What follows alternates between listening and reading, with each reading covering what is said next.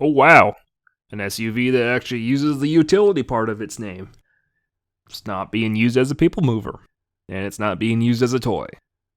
This SUV happens to be a work truck. This is the 2003 Chevrolet Blazer LS.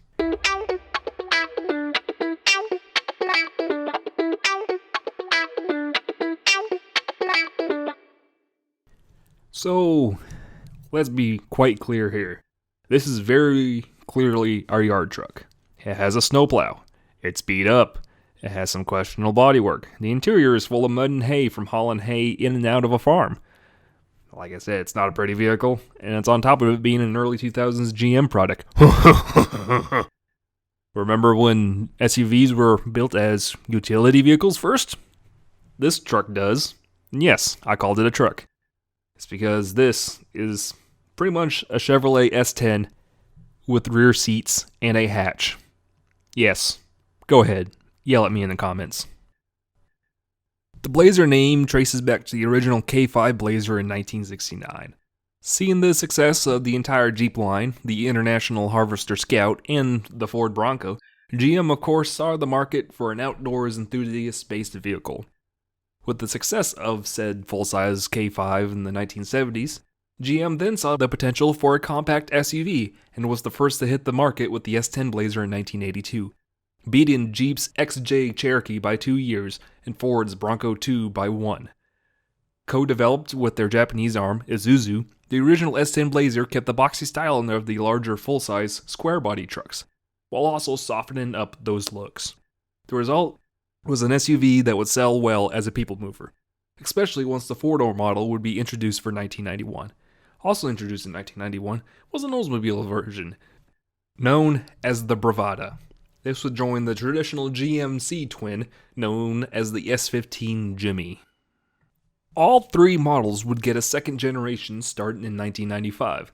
The S10 designation would be dropped, as the full-size two-door model would be renamed the Tahoe. In traditional mid-90s fashion, gone was the boxy styling, in was the new aerodynamic jelly bean styling. 'Cause curves are the future!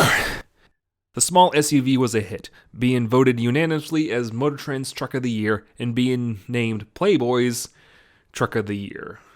Oh, I didn't know they had their own awards for these. Anyways, the two-door would get decidedly sportier looking with its more aggressive B-pillar and externally mounted spare, while both the two-door and four-door models would use a hidden C-pillar, a design trick that would actually become quite common across all SUVs in the years to come. The only available engine option for the second-generation Blazer was the trusty 4.3 Vortec 4300 V6, an old friend of mine. This 2003 version saw one of the last updates of the Gen 4-based 4.3, known as the LG3. This iteration was only available in 2003 and produced 180 horsepower and 245 foot-pounds of torque. Indonesian and Brazilian models got a 4-cylinder, and up until 2001 you could get a diesel in Brazil. Backing up the V6 is GM's trusty 4L60E, and from there power is sent directly to the rear wheels in two-wheel drive models, or split to the front via a 2-speed electronically shifted transfer case supplied by new process gear. In this case, the NP236 Bravada models were only available with SmartTrack all-wheel drive, using another system developed by New Process. And while a lot of these four-wheel drive models over the years would have problems with the vacuum actuators failing and preventing four-wheel drive from engaging, this one happens to work fine. Somehow. I don't know how it still does without any problems, but it engages perfectly fine. The most notable feature of this Blazer is its Fisher snowplow. Produced by Fisher Engineering in Rockland, Maine, the company is a leader in that category.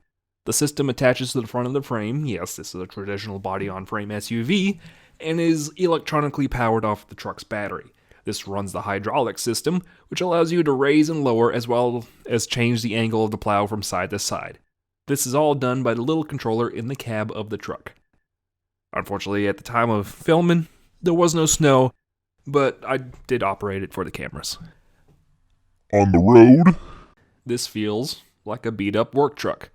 There's more steering wheel under it than my 1987 Dodge Diplomat, which Honestly, feels like the weight of the plow is really causing the nose of the truck to be, well, weighted down. This would explain a lot of the wander. Engine performance is about normal for a 4.3, plenty of low-end torque, but gearing leaves a lot to be desired getting up to speed. Four-wheel drive does work as I've been told, but I didn't use it in filming because I didn't want the actuator to decide now was a good time for it to die. Like a normal early 2000s GM product that's been beat on, every interior panel shakes and threatens to break off. The driver's side door latch has been repaired at some point, and while it no longer has the normal Chevy S10 door slop, the whole door panel shakes and makes noise as you go down the road. And like that Cavalier from episode 14, late 90s and early 2000s GM leaves a lot to be desired on interior quality. a lot. Sure, all those curves looked okay, but every single plastic bit turns to dust over time. Parts of the center console are missing. The driver's side door handle and lock don't really like to work as intended and threaten to break off every time you go to use the key. Just everything inside just screams a well-used work truck. The front's stained with mud, the rear is still covered in hay from a recent trip where the owner had loaded bales of hay into the truck because they needed to move it right then, right now, and the truck they normally would have been using wasn't available at the time. And there's the fact that it's a plow truck in Maine. There is rust, plenty of it. Not enough to render uninspectable in the state of Maine, but the body features a plethora of dents akin to a golf ball or a Wayne Peterson ARCA car. But despite all of this abuse, it still runs okay. It starts up whenever you ask it to, and it just works, which is all you really need for a work truck.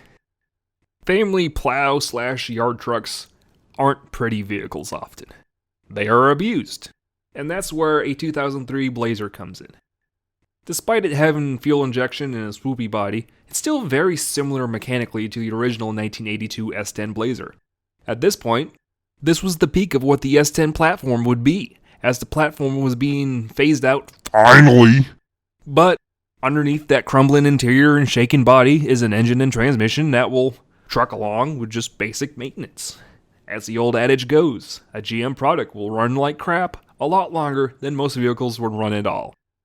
My 1993 S10 was like that, as well as my Saturn Ion from episode 1.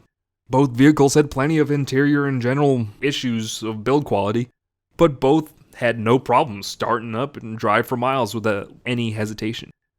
And going back to the story of the Blazer, 2003 would be a transition year for GM's small lineup.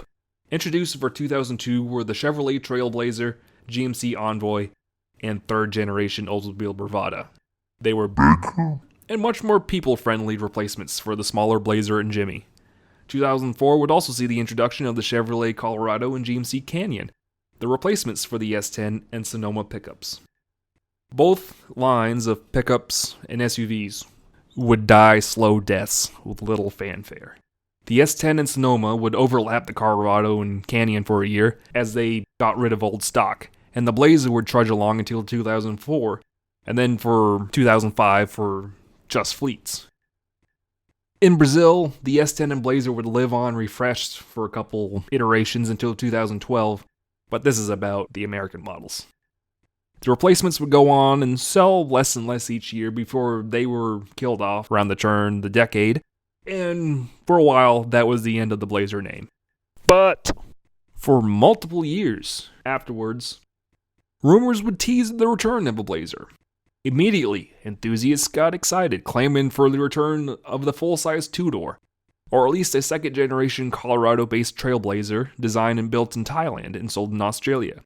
A rugged vehicle that could take on the Toyota 4Runner once and for all. We got neither. Introduced in June of 2018, we got the new Blazer. A mid-size, car-based crossover. A tall people mover that slotted in between the Equinox compact crossover and the Traverse large crossover. Yeah, it's kind of sporty looking, but it's based on GM's mid-size cars. And it comes with a price tag that almost laughs in the value-based fun ruggedness of the S10 Blazer. GM would then turn around and kill off all their cars for it, other than, of course, the Corvette and the Camaro. Meanwhile, Ford is bringing 2 different Bronco variants to take on the Jeep. Full-blown enthusiast-aimed vehicles. And unfortunately, this is what the Blazer name got brought back for. And I'm disappointed, but I'm not as mad as a lot of enthusiasts have been online.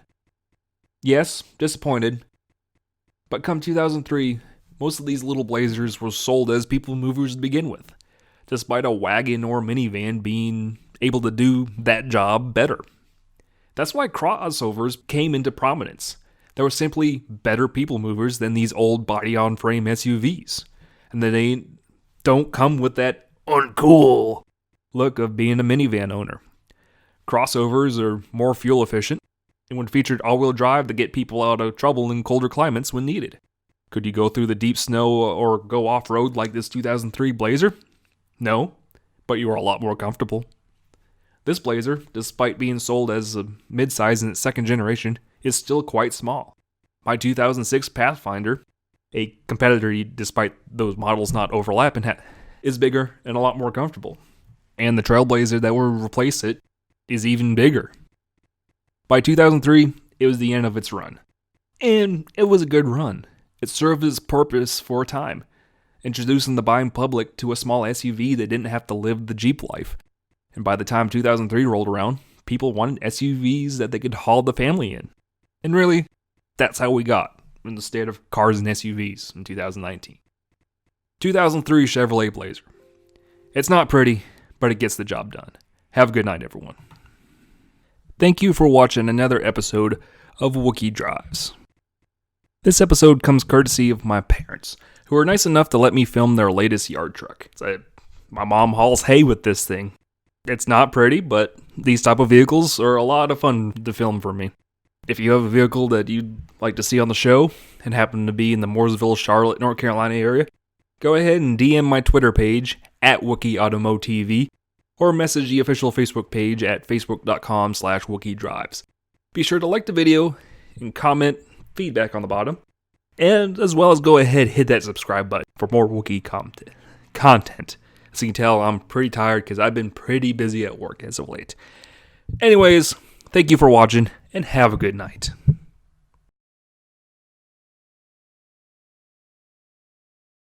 The Chevy Blazer Blazing Rebate is on. Now get a factory cash rebate of $1,250 on any new Chevy S10 Blazer. 2-wheel drives, 4-wheel drives, all powered by a 160 horsepower 4.3 V6 engine. The 4x4 comes with InstaTrack standard. Get your Chevy Blazer Blazing $1,250 rebate offer now at your Southern California Chevrolet and Geo dealers.